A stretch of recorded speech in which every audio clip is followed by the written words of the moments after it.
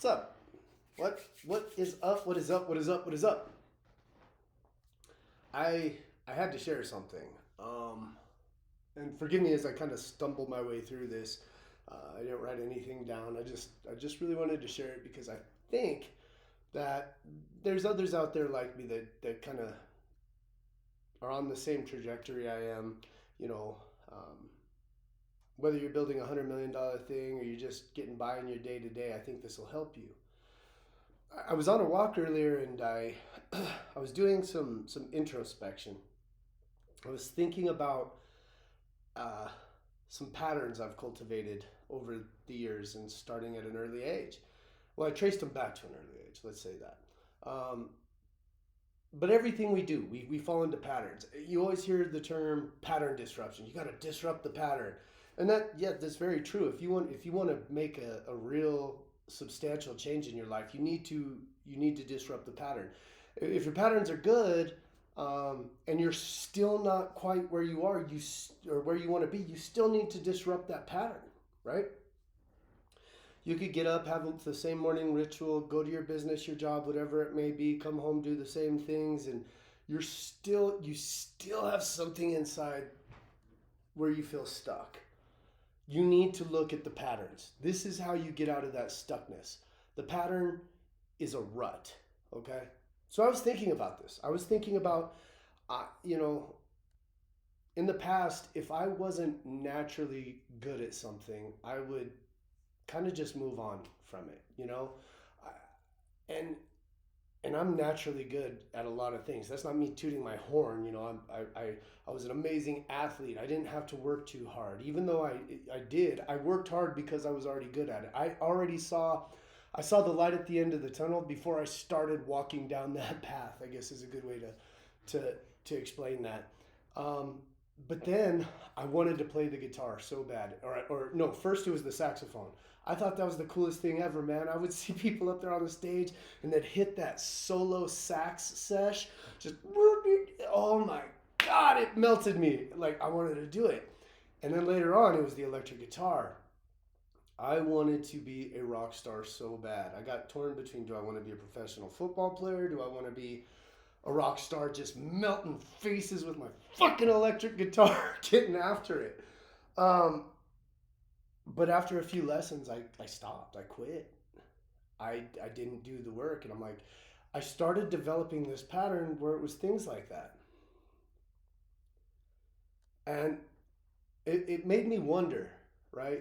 All these gurus, all this, there's so much confliction out there and conflicting advice on, what you should be doing, what you shouldn't be doing, what are you pulled to do, what do you have to push to do.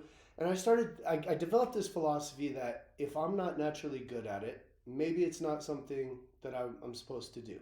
Maybe God, the universe, whatever you believe in or don't believe in, fate has other plans for me.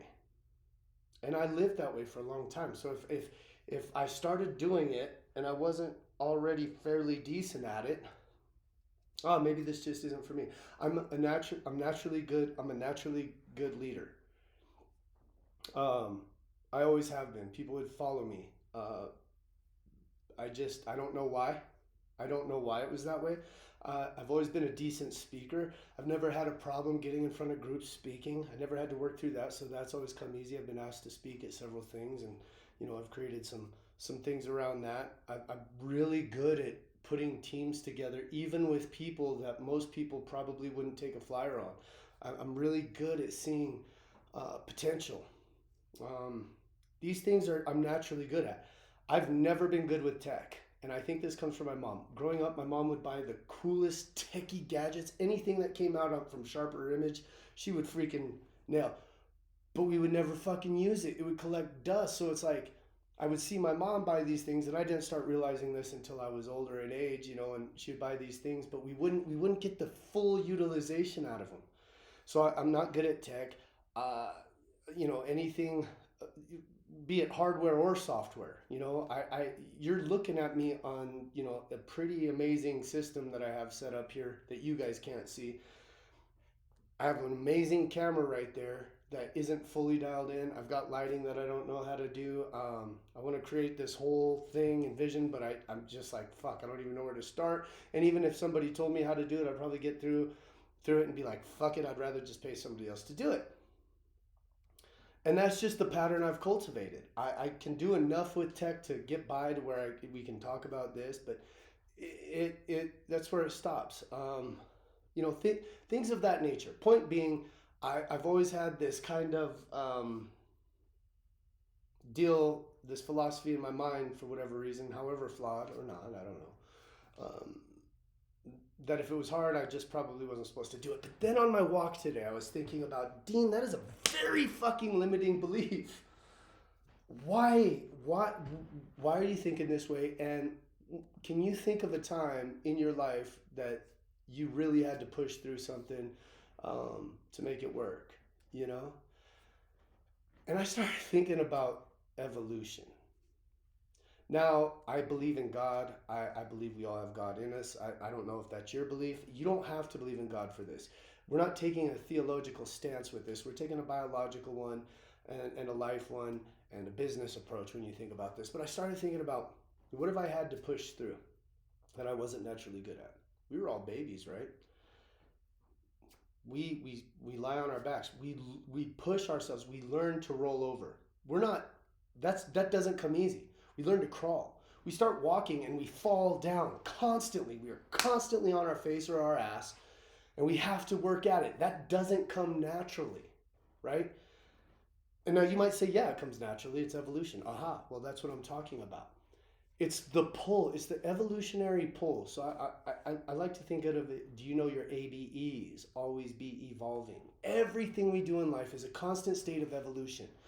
Even if you want to take the theological stance with it, evolution is not necessarily anti-God at all, because even if you take a religious stance on this, we want to become better humans so we can get into heaven. That is a state of evolution. So I started thinking about this. There was a something that pulled us that we just would not stop until we got it. Something as simple as walking, and then running, and then so on and so forth. And at some point in our lives, I don't know exactly when it happened for you. I don't know exactly when it happened to me. We kind of stop evolving and we get caught in that fucking pattern, that rut, if you will, where it's hard, so we just don't do it. I think about when I was a kid. I was sickly skinny. I wasn't sick, but I mean, I was so skinny you would probably think maybe I was sick. I started lifting weights. Lifting weights and strength training is some of the hardest shit you can do for your body. But I didn't see it as hard. Like, I had this pull, because this evolutionary pull for me wanted me to get big and strong. Think about it with your business, right? I think about mine. Let's just go back in the day when we started our brick and mortar gym. This is it's 10 years ago. I was a great trainer, a great coach, but there was something pulling me to something greater. My evolutionary step was not to trade my time for money anymore. And the thing I thought I was getting into business for, which was coaching and training, it turned out to be not that at all. I got into business to become better at business, to look at business as the game, not coaching and training as the game. Fast forward even more, I got pulled to start other businesses. Consulting businesses, my marketing business, med spa and wellness businesses. I was pulled to do those things, and I think the magic is figuring out why. But I think more so the magic now, for me at least, is I kind of feel like I had this breakthrough in terms of things that are hard. Not just stopping because things get hard, or I'm not naturally good at them, or I have to chase a shiny object because something else is always better. But looking at it as, what step in the evolutionary process is this? What am I being pulled to do? For those of you that don't know, I'm on a mission, an adventure to create a $100 million thing through businesses, investments, things like that. That is the pull, but that thing inherently isn't the pull. It's the why behind those things. So now I look at it as like, okay, I can suck it up. I can do the things I'm not good at and stick with it until I get through it. until I finish it and complete it, so I can get one step closer to that finish line, which isn't really a finish line because when I hit it, it's probably going to become a billion. And it has nothing to do with the money. It has to do with what I'm becoming in pursuit of that goal. Guys, if you don't have a goal in life, make it to make $1 million, make it to be 50, 100 million, $1 billion. Not necessarily because you're chasing money, not that at all, but because of the person that you become in so doing. The discipline required to do that, the evolutionary growth you must go through to hit those goals is profound. Anyway, that's my rant.